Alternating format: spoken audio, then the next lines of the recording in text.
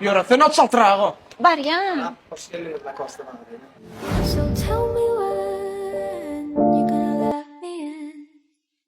I'm getting tired and I need somewhere to begin. Alcan, Lacoste magazinimizde bizim hemme zaten orijinallar, Thomas keşikleri 20, 30, 50% için skitka vardır. Maskit da lak gerek gar şunun. Cansın ne? Alaylı terip neyle koca? Yüzüm. I came across four Kusun olsun. trees. Kıyılan kıyalat men şonu yarım mı? Yourself in looking at me.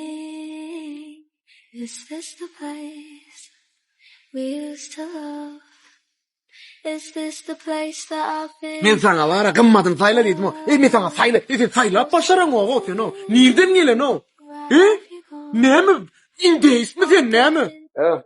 Şimdi men sen böyle ya nara. Kıyızla şey kurraşıl yani. Bu Terminator kim? Ben satıştaydı. Bak. Bolle men yöreceğe yağladım da. Şunu bana vakt verdi. Tapanlan. Men düşünýärmi bardadı baktım üçin etken. Şimdi hemesi bak üstüne yığırdık. Özüm kim sütürüp versin. Men arzulam amalaşmagyny seýän.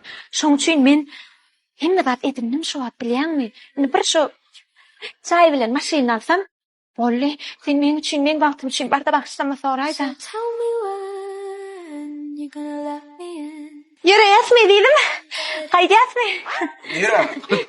Ben zaim bilen maşerim almanım.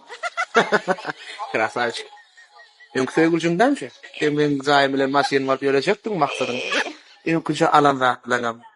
Menden alan hem çorabına çeyle koyup gidersin düşündün mü? Yok yap berem. At yervet falan. Taşlan kaç koy.